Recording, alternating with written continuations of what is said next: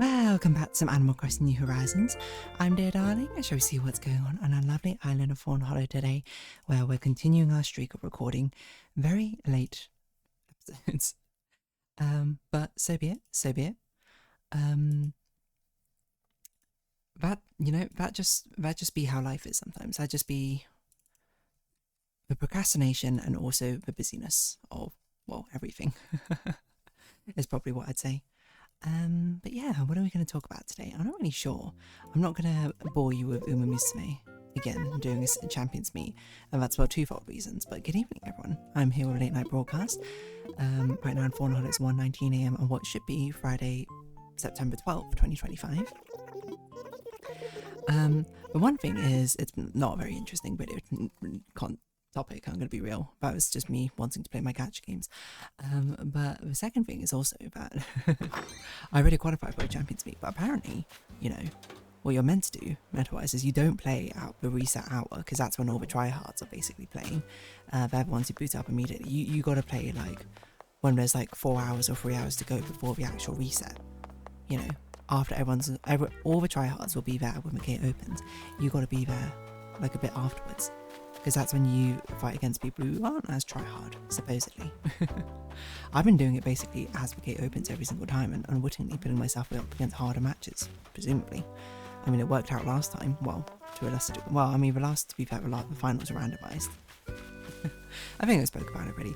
Got to the grade A finals, the person I was against was just incredibly strong. Like, we had a crazy Oguri cap, is what I remember. I was only an amp away though, so if a few things fell in my favour, maybe it could have been me with the Taurus Platinum title.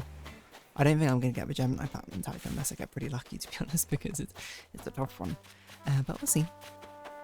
Otherwise, what should we talk about? I'm not really sure.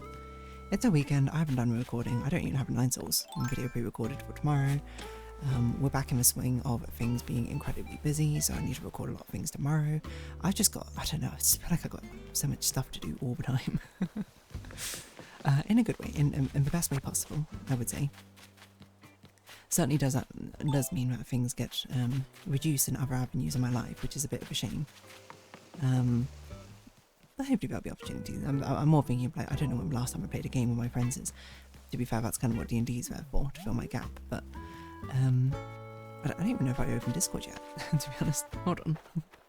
I haven't even opened Discord. Okay, well, I probably should have done that. So I was literally just thinking, I was like, what if any of my friends are playing games? Some people are, it's probably Valorant or something, right? It's a late night squad probably playing some Valorant or PUBG or what have you. What's this? Ooh, okay, I see. Okay. I will respond to that afterwards.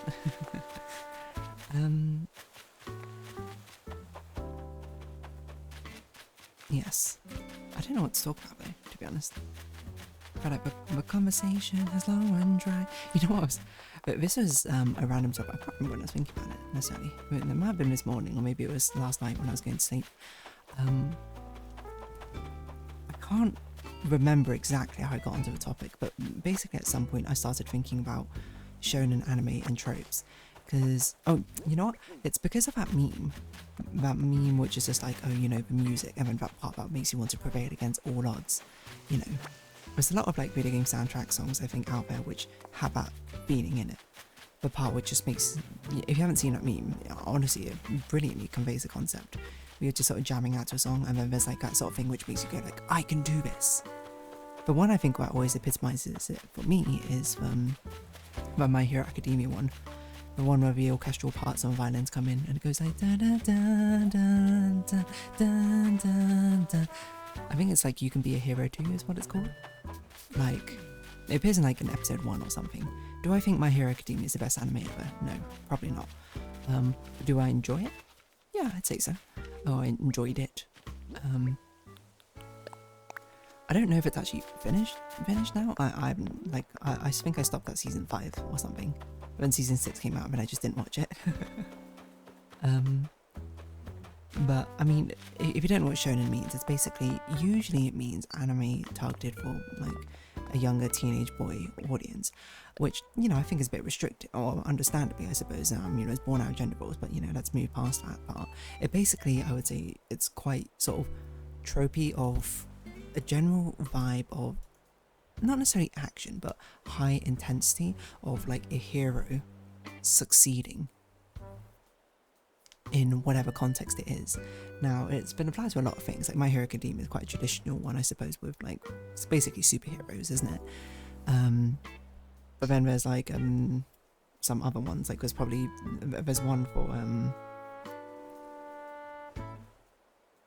I don't know, I can't think of something. Mahjong probably.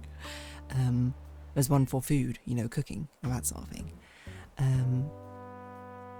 Would you say Pokemon's a shonen? It's kind of relevant to my next point. But one thing that they always have, well, not always have, let's be real, but quite commonly have as a trope in shonen animes is they always have like this squadron of like elite people, you know, like this league of like 8, 10, 6, 4 people, don't know, big 3 people who are just like the best of the best, the ones which the main hero looks up to and probably by the end of the series overtakes or becomes one of them. And every single time it's always like a squadron of people, and they all, and this is the part I love about it, of course, you know how much I love ensemble casts, have such distinctly different personalities from each other. Like you've always got like you always got the Top Gun, who's always just a guy or something who's like perfect at everything with ace, and then you're they always like throw in a woman in there who's like some sort of femme fatale or something. You always throw in like the guy who's like big, brawny, brawly or whatever, and he's just like not necessarily cocky, but you know, like speaks before he thinks sort of thing. You always have people in there, you're like, how did you get on this elite squadron? Like you always have like some young child or something who comes in like holding a teddy bear. You got like someone who's probably, I don't know, I'm trying to think of all these shonen tropes I got off the top of my head. Someone who's just like looks really edgy, mysterious or something, and basically doesn't speak throughout the entire thing. You got someone who's like there to fill up the numbers to make it a nice round number, but then the person who wrote the story doesn't actually flesh them out, so they're basically just a person. you know about the elite sort of like squadron of things. But ensemble cast, that always really fun, you know. As tropey as shown in animes and media properties, I suppose, can be. Sometimes the tropes are just comfortable, you know. I wonder what the TV trope is for that. Like TV trope elite squad of different characters. Is that not the film? I don't know how to describe it. Like you know, like, the Elite Four would probably be a good one. Of one of them. Well, that makes them look like enemies. Not like enemies. Dream Team? Index Team? What does this mean? Oh my gosh, there's so many. I want the Elite Army, maybe. That's probably too big. Ensemble cast is kind of what I mean. Warriors Woods? What? Drunken Boxing? Excuse me? I mean, Dream Team, maybe. It's like...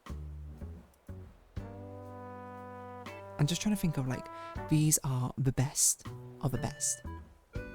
And they always just have those same sort of tropes. Or they always have like some really, really old person who's still in it for some reason because they were like one of the first ones there. I'm not saying like, me bringing up the fact that something falls into a trope does not mean necessarily it's a bad thing. It just means it's a comfortable thing, right? It's a thing where it's like, you know, this is what they are, you know, and it's always fun to see how I think this elite squadron interacts with whatever the mechanics is. You know, in My Hero Academia, I don't know who it would be, like the 10 elite heroes or something. What were the top 10? I can't remember. I don't remember who's in it necessarily.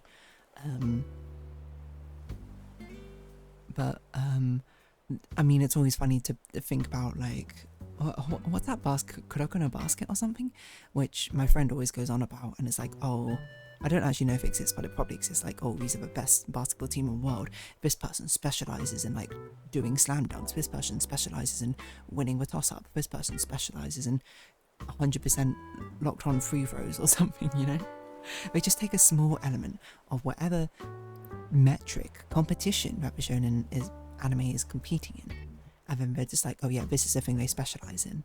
Like with food anime, like while they're cooking, like they probably have like, oh, this person specializes in like desserts or something, or this person specializes in, I don't know, unusual ways of cooking or something. I don't know. But it's not there to be like, oh yeah, this is like so inspired and original necessarily. It's more there to be like, I love to see what they do with it, you know, because it feels so ridiculous if you sort of sit there and think about it, but it's fun, and that's kind of the point. They've listed here Avengers Assemble, so I guess that's kind of like that, but that's kind of more like a montage. It says, combining mecha? Kind of. I can't do this by myself. No one gets left behind. No, it's not what I want. Band of Brothers anti-hero.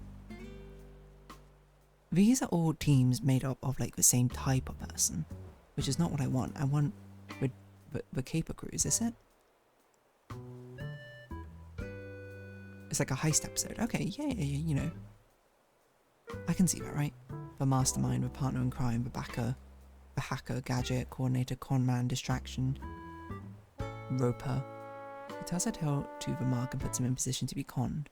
Burglar, safecracker, pickpocket, driver, muscle, fixer, new kid, legendary thief, inside man, searcher, fall guy, wild card.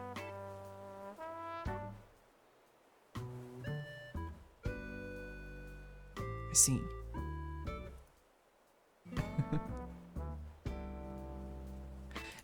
It's that sort of thing, you know. People coming together, I suppose, except for the caper crew is like trying to do a thing, while these ones are just sort of like, oh, the chosen many, is this it? A squad of many chosen ones. Okay, not really what I had in mind. I'm trying to read these while also thinking about it at the same time. It's kind of like an Elite Four. 5-man band? I don't know. I guess it's just kind of like that. But I feel like it's just a very common thing, you know. I'm trying to think. It's just they run the gamut of personalities, but it's always like just some guy who's like the ace, who's just like some chill dude or whatever, who is meant to serve as like a goalpost, I think, for the main character, is the leader or whatever, is the best one. And then they just have a load of plucky side characters who all have very different personalities and probably don't make sense for necessarily the genre it's in. Like I'm thinking like, what I think of is like solo leveling, the elite hunters from Japan or something. And then one of them is just basically like some girl who's just, I mean, you can be happy-go-lucky or whatever. But she's like a tonal distance to the rest of them. Like just eating candy or something. Hold on, let's see. Solo leveling Japan hunters. Does it save him? A draw sword get with Japanese Hunters Association? No, I want to see the people. Oh, here we go. I'm not going to give spoilers for what happens to it. What happens to them. Or some of them. Crazy stuff though.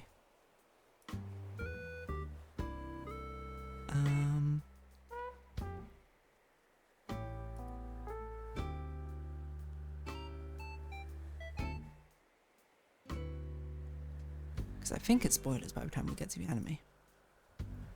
I think the anime's caught up to it, maybe?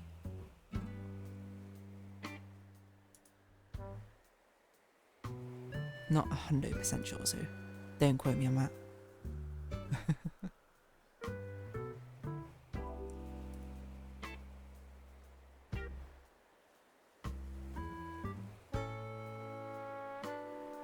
But yeah, there's like sort of elite squadron with a range of personalities, you know? Does this one kind of fit? Hold on. Not quite, I suppose. I mean, you do have the guy who is just like a foil from the main cast as the leader. That one's true. I didn't realize this guy was in it. This girl, I guess she kind of fits with just like a child or much younger than Breast, kind of. No teddy bear though. This guy's definitely the edgy guy, right? Okay. You got this femme fatale, okay, you know. There's no super old guy. You got a big buff burly dude. Oh yeah, you always get like a nerd, I suppose, as well. Someone who's like, I'm a genius, right? I don't know. I'm just saying nothing. I'm doing this without any research whatsoever, so probably this is not a good vain for me to base any of this up. Identically powered teams, is it? No. It's like, in fact, that's kind of the opposite of what I want. Joined your party, imperfect ritual. What is going on? Mixed animal species team. Huh? Legacy team? Limited social circle. It's very strange, some of the stuff. Mundane boss superhuman dragon. What?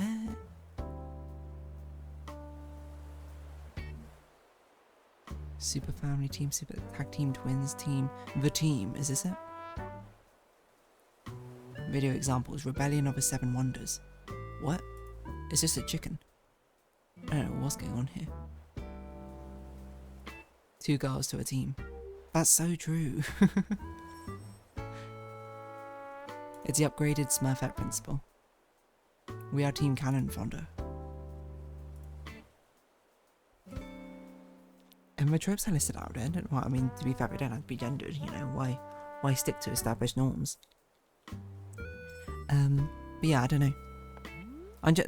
This is just me disguising talk about an ensemble cast. Once again. Ensemble casts are just fun, okay? You can't hate me for having a particular style of trope that I like best. But yeah, I don't know. But it's just for completely different, like, sort of squads of people. Because I always like seeing them, because they always put in the craziest personalities there. They always put in people who are just like, how would you ever rise to the top of the ranks in this specific sport, competition, metric are being judged on? But then they always find some wacky way to justify it. You know? Like, this kid's a child prodigy at whatever, Mahjong or something. This guy, you know, invented Mahjong or something, which is why he's still on the squad. You know what I mean. How are my mosquito bites coming along? I think they're coming along okay.